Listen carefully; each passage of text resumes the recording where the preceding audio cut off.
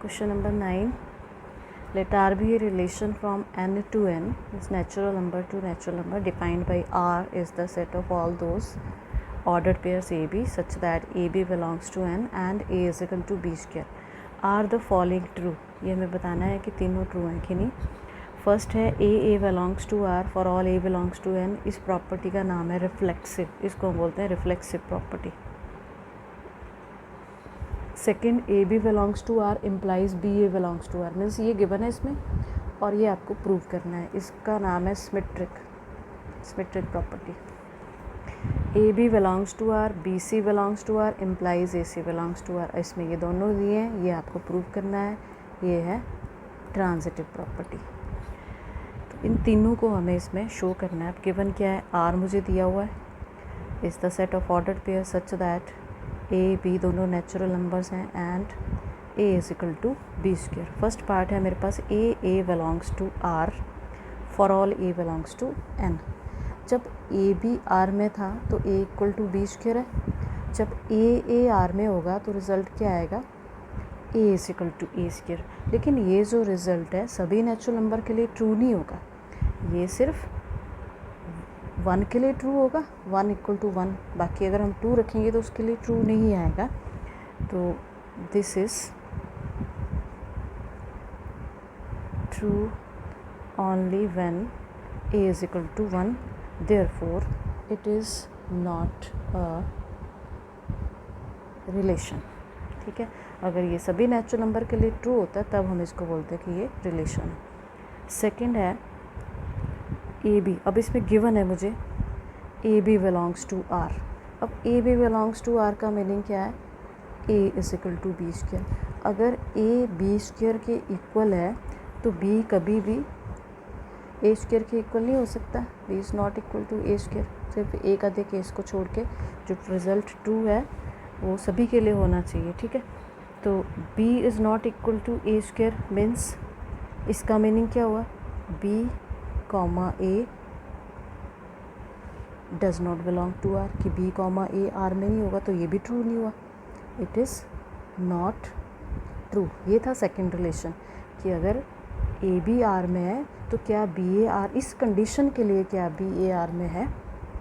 तो यहाँ पे आपने देखा कि A इज़ इक्वल टू अगर B स्क्वायर है कोई और A और B की कोई दो वैल्यूज़ लेके देख लेना, फिर B जब आप यहाँ रखोगे A यहाँ रखोगे तो वो ट्रू नहीं आएगा आपके पास. थर्ड है, ये भी रिलेशन नहीं हुआ, it is not a relation. Third में आपको दो दिए हुए हैं, A B belongs to R and B C belongs to R. इसका मीनिंग क्या हुआ, A is equal to B square. इसका मीनिंग हुआ B is equal to, defining से इससे ये जो डिफाइनिंग दी है, A जब भी A B R में होगा तो A फर्स्ट एलिमेंट सेकंड के स्क्वायर के इक्वल होगा. यहाँ भी हमने ये किया, फर्स्ट एलिमेंट सेकंड के स्क्वायर के इक्वल, फर्स्ट एलिमेंट सेकंड के स्क्वायर के इक्वल. अब अगर मैं यहाँ पे B की वैल्यू डाल दूँ, B मेरे पास C स्क्वायर है तो A is equal to C raise to the power 4 आ गया. अब उसने हमें प्रूव करने को बोला है कि AC बिलोंग्स टू R. तो AC R में कब होना था, अगर ये A C स्क्वायर के इक्वल आता, लेकिन ये आया मेरे पास C 4 के इक्वल. तो this thing implies AC does not belong to R, so it is not a relation. ठीक है, यही हमें इसमें प्रूव करना था. नेक्स्ट है क्वेश्चन नंबर 10. लेट A और B दो सेट्स दिए हैं, एक F दिया हमें फंक्शन जिसमें ऑर्डर पेयर दे रखे हैं. आर द फॉलोइंग ट्रू, बताना है कि क्या ये दोनों रिजल्ट ट्रू हैं. F is a relation from A to B. तो रिलेशन की हमने डेफिनेशन दी थी कि रिलेशन वो होगा जो कार्टेशियन प्रोडक्ट का सबसेट होगा. तो इसके लिए आप Cartesian product A cross B अगर आप निकालेंगे, वैसे ही देख लो क्योंकि ये बहुत लेंथी आएगा. तो A क्रॉस B निकालोगे क्या होगा, 1 1 1 5 1 9 1 11 फिर 2 7. तो ये देखो कि क्या F में जो ऑर्डर्ड पेयर हैं वो उनके सबसेट होंगे. देखो 1 5 यहाँ आएगा, 2 9 भी यहाँ पे प्रेजेंट होगा A क्रॉस B में, 3 2 भी प्रेजेंट होगा. ठीक है, उसके बाद 4 5 भी यहाँ पे प्रेजेंट होगा. उसके बाद है मेरे पास 2 11 भी यहाँ पे प्रेजेंट होगा. यहाँ पे मुझे ये पेयर गलत लग रहा है, 3 ये आप चेक कर लेना 315 है या 5 जो भी है, मुझे क्वेश्चन मेरे पास गलत लग रहा है तो मैं यहाँ पे 15 करके आपको करवा देती हूँ, इसे चेक कर लेना। तो यहाँ पे आप देख रहे हो A क्रॉस B में ये सारे पेयर्स आ रहे हैं, means F is a cross B लिखा नहीं मैंने क्योंकि बहुत लंबा आएगा। F is a subset of A cross B, और जब F A क्रॉस B का सबसेट हो गया तो F रिलेशन हो गया। F is a relation from A to B। Second part है F is a function from A to B। क्या F हमारे पास फंक्शन है? तो फंक्शन के लिए हम क्या चेक करते हैं कि कहीं दो ऑर्डर्ड पेयर ऐसे तो नहीं जिनका फर्स्ट एलिमेंट सेम है। तो आप देख रहे हो फंक्शन में 2 9 2 11 टू ऑर्डर्ड पेयर ऐसे प्रेजेंट हैं जिनका फर्स्ट एलिमेंट सेम है, तो ये फंक्शन नहीं होगा। The element to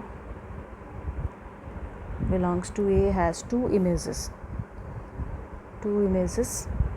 9 and 11, therefore F is not a function क्योंकि फर्स्ट एलिमेंट डिस्टिंक्ट होने चाहिए।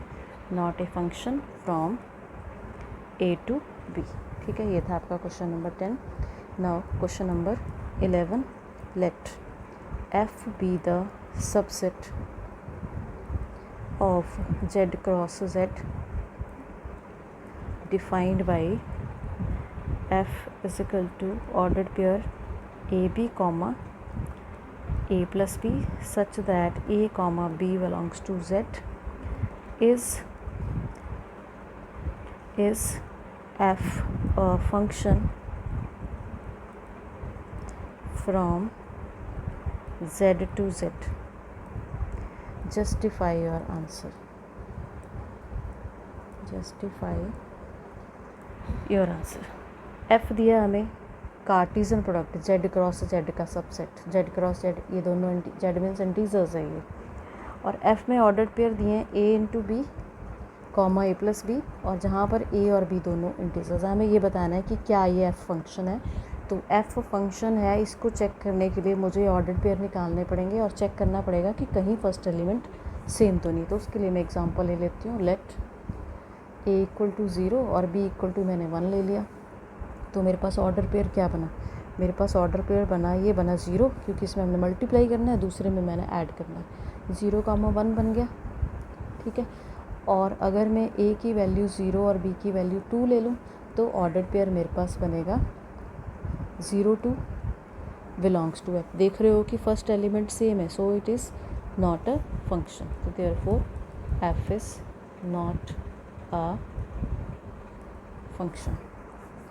क्वेश्चन नंबर 12 और लास्ट क्वेश्चन है इसका। Let A is the set 9 10 11 12 13 and let F is mapping from A to N be defined by F of X is equal to the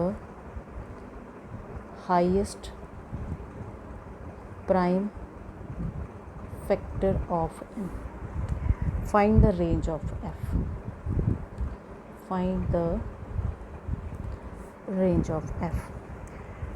ये set given है, F की mapping A to N है, ठीक है। A set ये है, N हमारा natural number है, और F ऑफ X, X कहाँ से आ रहा है? डोमेन से, ठीक है। X ये है, X की वैल्यू A सेट से आएगी, और एफ एक्स किसके इक्वल आएगा? हाईएस्ट, जो भी हम यहाँ पे नंबर रखेंगे उसके मैं प्राइम फैक्टर बनाऊँगी, और उसमें जो हाईएस्ट प्राइम फैक्टर होगा उसके इक्वल एफ एक्स मेरा आना है। उसके बाद मुझे रेंज फाइंड आउट करनी है। तो रेंज तो वही होगी जो एफ एक्स की वैल्यूज़ आएंगी। तो सबसे पहले हम निकाल लेते हैं n इज इक्वल टू 9 के लिए। तो n इज इक्वल टू 9 जब मैंने यहाँ पे रखा, n ले लो या x ले लो, यहाँ पे x लिया, तो ये f ऑफ 9 बना। अब 9 के फैक्टर क्या बन सकते हैं मेरे पास? 9 के फैक्टर बने, प्राइम में बनाने, मुझे प्राइम नंबर ही यूज़ करने हैं यहाँ पे। तो 1 3 इंटू 3, हाईएस्ट क्या है मेरे पास? 3 है ना, यहाँ पे इसकी वैल्यू 3 आ गई। एफ ऑफ 10, 10 को कैसे लिख सकते हो? चाहे आप यहीं पे लिख लो, 1 इंटू 3 फैक्टर बना लिए इसके, हाईएस्ट के इक्वल है, ये आ गया। अब इसको हम लिख सकते हैं 1 इंटू 2, 1 नहीं आएगा, 1 प्राइम नहीं है, 2 इंटू 5, तो हाईएस्ट क्या है यहाँ पे 5 है। उसके बाद यहाँ पे नेक्स्ट वैल्यू है 11, तो 11 ही बनेगा इसका पेयर। ये 11 आ गई हाईएस्ट प्राइम फैक्टर। उसके बाद है मेरे पास 12। 12 को आप कैसे लिख सकते हो, 2 इंटू 2 इंटू 3, हाईएस्ट 3 आ गया। 13, इसका एक ही बनेगा ये। तो ये रेंज आ गई। जो रिपीट कर रहा है उसको हम एक बार लिखेंगे, तो देयरफॉर रेंज ऑफ एफ में क्या है मेरे पास, 3, 5, 11, 13। बस इसमें ये था कि जो भी नंबर है उसके प्राइम फैक्टराइजेशन करनी है आपने, और इसकी वैल्यू किसके इक्वल होगी, जो इनमें हाईएस्ट होगा, और वही हमारी ये रेंज निकल। That's all. तो ये एक्सरसाइज थी। नेक्स्ट हम स्टार्ट कर रहे हैं third chapter, trigonometric functions. Trigonometric function, सबसे पहले डेफिनेशन है एंगल क्या होगा। An angle is considered as a figure obtained by rotating a given, ये मैंने रे ले ली, rotating a given ray about its initial point, ये आपका initial point. The original rotation of the ray is called, ये original है, इसका नाम होगा initial side, and the final position is called terminal side of angle. The point of rotation is called vertex.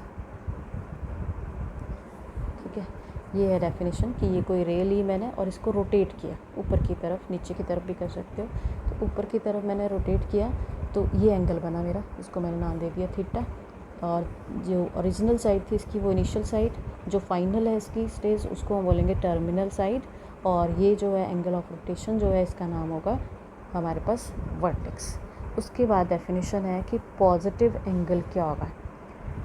दो तरह के बनेगा ना, इसको हम नीचे की तरफ भी रोटेट कर सकते हैं, इसको मैं ऐसे भी कर सकती हूँ कि मैंने यहाँ को रोटेट कर दिया, ये इसकी इनिशियल साइड थी, ऐसे भी आप रोटेट कर सकते हो, ये इसकी टर्मिनल साइड है। तो पॉजिटिव एंगल क्या होगा, if the direction of the angle, if the direction of the rotation is anti clockwise, जब एंटी क्लॉकवाइज रोटेशन होगी तो वो आपका पॉजिटिव एंगल होगा, और जब क्लॉकवाइज रोटेशन होगी तो वो आपका नेगेटिव एंगल होगा। तो इतनी सी चीज़ें इसमें याद रखनी है। और पॉइंट्स जो नोट करने हैं, 1 डिग्री इक्वल टू 60 मिनट के इक्वल होगा। ये जो डैश है, एक डैश जो है वो मिनट डिनोट कर रहा है, ठीक है। और जब डबल डैश लगाएंगे तो वो आपके पास सेकंड्स डिनोट करेंगे, और ये तो आपको पता ही है 1 minute is equal to 60 seconds. उसके बाद रेडियन मेयर क्या होगा, एंगल मेयर करने के लिए अभी तक आपने डिग्री ही पढ़ा है, अब इसमें रेडियन मेयर भी पढ़ोगे। रेडियन मेयर क्या होगा, an angle with its vertex at the centre of a circle which intercepts an arc equal in length to the radius of the circle is said to have a measure of 1 radian.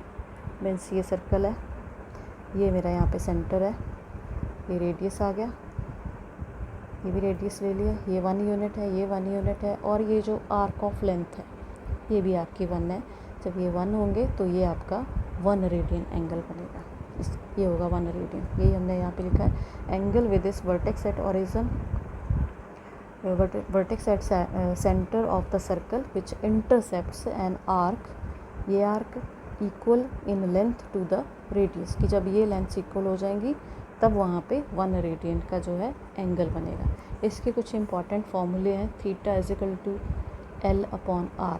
Theta जो है आपका angle जो बन रहा है हमारा centre में वो होगा, और ये है आपकी लेंथ ऑफ आर्क एल, ये आपका रेडियस होगा, ठीक है, और ये एंगल होगा, angle subtended at the centre of circle, subtended at the centre of circle. और ये जो थीटा हम इसमें निकालेंगे ये रेडियन में होगा, ये रेडियन में निकलेगा हमेशा।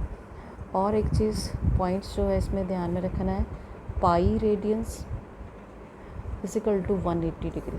अब यहाँ से आप 1 रेडियन की भी वैल्यू निकाल सकते हो, 1 radian equal to 180 upon pi, और 1 डिग्री की भी निकाल सकते हो, 180 degree equal to pi radians. अगर आपको 1 डिग्री की वैल्यू निकालनी है, पाई अपॉन 180 रेडियंस। ये कन्वर्शंस आ गई, रेडियन को डिग्री में कैसे कन्वर्ट करना है और डिग्री को रेडियन में कैसे कन्वर्ट करना है, तो फॉर्मूला याद करने की ज़रूरत नहीं है, आप यहाँ से फाइंड आउट कर सकते हो उस चीज़ को।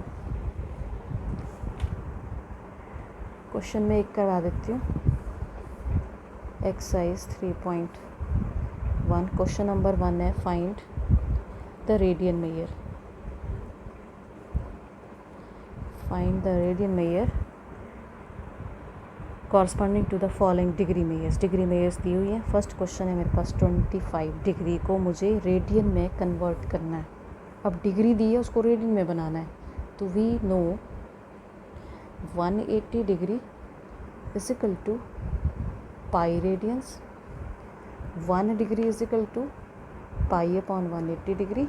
हमें निकालना कितना है, 25 डिग्री, पाई अपॉन 180 इंटू 25, और ये कैंसिल करके इनको कैंसिल कर देना। पाई को नहीं चेंज करना है इसमें, क्योंकि रेडियन में निकाल रहे हो, पाई जो है रेडियन में ही होता है, तो ये आ जाएगा 5 पाई अपॉन 36 रेडियंस। ऐसे इसको अप्लाई करना है।